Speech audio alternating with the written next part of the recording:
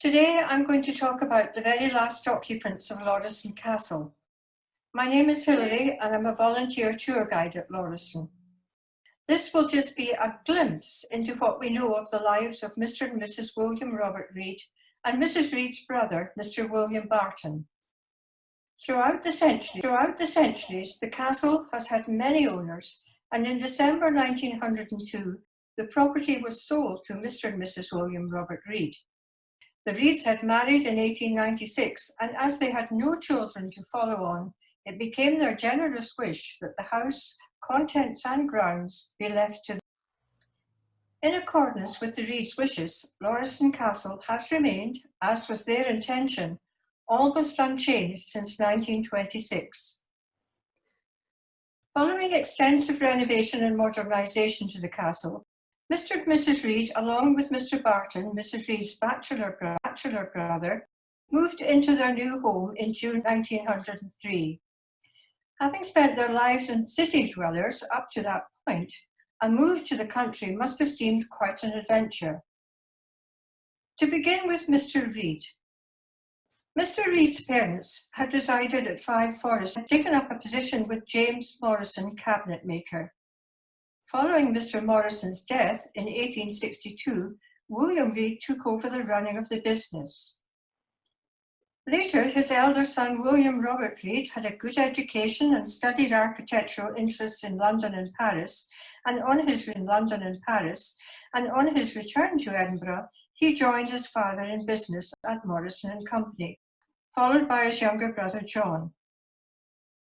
In time, under William Robert Reid's astute management control, the company developed to become one of Scotland's premier cabinet-making businesses with outlet in Manchester. His architectural background resulted in the company undertaking historical construction work as an everyday business, as well as specialising in the luxury of interior fittings of railway carriages. By 1902, his brother having retired, Mr. Reid, aged 48 and not of robust health, focused previous thoughts on owning an interesting house with some land. Lauriston came up for sale at the right time, and he sold all his business interests in 1903, just before the move to the castle. Lauriston was rather neglected at that point, and probably the challenge of revitalising the property appealed greatly to Mr. Reid. Conveniently, his friend and brother-in-law, William Barton, was able to install the plumbing, the sanitary ware, electrification and central heating through the company of William Barton and Sons. Mr. Reid had been collecting and storing choice pieces of furniture for such a property, and indeed continued to collect as the Reids loved to travel, notably to France and Italy. They would always be looking for more objets d'art for their home. Mr. Reid particularly favoured mid-18th century European furniture. He also established other collections over the years, notably Crossley wool mosaics, made by the Crossley carpet firm in Halifax, which graced the walls of the reception hall. Lauriston Castle is a unique example of late Victorian and Edwardian style. Its extensive grounds, once carefully laid out over 50 years before, had become very overgrown, but were nurtured and restored over 10 years as benefited the castle once again. Hopefully this has given some insight to Mr. Reid's character in his appreciation of beautiful furniture, objects and textiles, and his talent apparent inside the castle of placing items with the balanced view of an architect around his home. Of his nature, he would appear if he was a quiet, reserved gentleman with a whimsical humour, but had a wealth of knowledge on his particular spheres of interest. Mr. Reid's enduring legacy is the castle and its contents. To that end, in his later years, he would often be found in the library with his friend and neighbour James Fairley. Between them, they had begun to research for a book of Lauriston and all its owners, an intriguing and valuable history through the ages. Sadly, Mr. Reid died suddenly at Lauriston on the 14th of April 1919, just before his 65th birthday, after years of poor health. James Fairley continued his research with Mrs. Reid's appreciation, and the book was published in 1924. Moving on now, I shall talk about Mrs. Reid. Margaret Johnson Reid, née Barton, was the third daughter of William Barton, who came to Edinburgh to begin business as a plumber. Margaret had two sisters, several years older than herself, and three brothers. And as the third daughter, it is possible that the welfare of her parents in later years became more of her responsibility, as she never worked, unlike her siblings.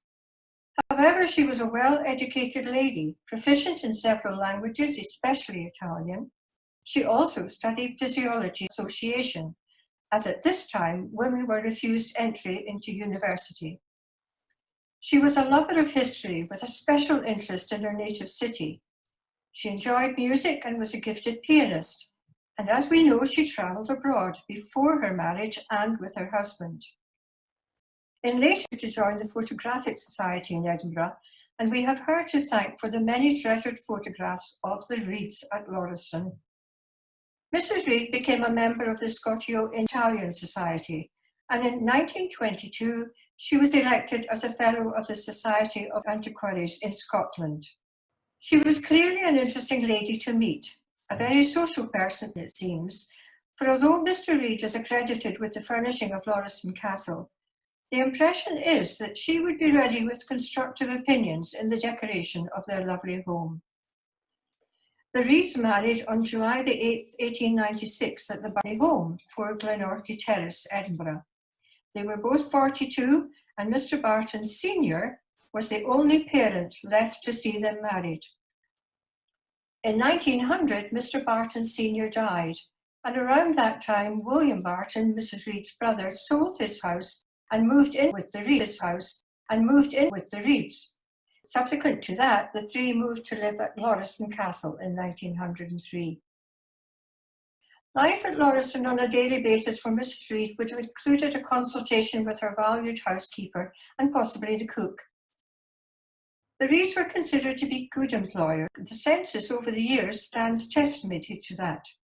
Grace Loudon was a maid at 4 Glenorchy Terrace and moved with Mrs. Reid. Mrs. Annie Mackay, the housekeeper, became a trusted friend as well as a companion for Mrs. Reid following Mr. Reid's death. There are many lovely photographs of the Reids at home, especially in the beautiful grounds. In some, Mrs. Reid is photographed with the family dogs, a woolly-coated retriever, her little skipperkey called Me Too, and Mr. Barton's fox terrier. The black cat was probably restricted to below stairs, in respect of the furnishings upstairs. Mrs. Reid died in January 1926, having suffered from arthritis for many years. On her previous instruction, all personal effects, letters, bills, receipts were destroyed on her demise. It is fortunate that we have photographs to tell their story, at least in part. Lauriston Castle, and I quote, was left to the nation for the use of the public in all time coming, and the intelligent education of the public taste. Moving on to the last resident of the occupants of the castle, and I'll now tell you a little about Mrs. Reid's brother, William Davidson Barton. He was the second son of William Barton, who had left his family home in Lockerbie to start a business as a plumber in Edinburgh. In the 1850s, his business was located at 30 Candlemaker Row. William Barton and Sons became very prosperous as a sanitary engineering firm, undertaking electrification, central heating, as well as producing steam sterilising units for hospitals. In 1875, the family moved to 4 Glenorchy Terrace. All three sons were involved in the management of the business, and each of them bought fashionable residences in the city. It is not known at which time William Barton became acquainted with William Robert Reid, but it's reasonable to assume that they might have connected through work, both being involved in the modernisation and restoration of country houses and public buildings. If this was the case, in turn, it may have led to the introduction between Margaret Barton, or Maggie, as she was known to her brother, and William Robert Reid. Mr. Barton had decided on one of the rooms in the Tower House for his bedroom at Lauriston. All the necessary modernisation and sanitary fittings had been included upstairs, so with us, so with a coal fire he would have been quite comfortable. His room today is as he left it, with portraits of his mother and father on the fireplace wall, an array of miniatures and small items on another. Going downstairs, there's another beautiful display of his small collectibles and lovely miniatures in the early days of the Reid's retirement, there was a billiard table in situ, possibly one of Mr. Barton's pastimes rather than Mr. Reid's, although not strange, as Morrison and Company made billiard tables as well. However, again we see from a photograph that a few years later, the billiard room becomes a sitting room, making it ideal for informal guests and much more a practical usage. It's highly probable that Mr. Barton took frequent trips to London to see shows. He had Mr. and Mrs. Reid accompanying him to the city for Christmas in 1911. Sadly, when they were staying at Garland's Hotel, Mr. Barton took ill with influenza, which developed into pneumonia. He died on the 21st of December at the age of 65. It must have been a terribly sad journey home for the Reids, and for Mrs. Reid especially, losing her beloved brother.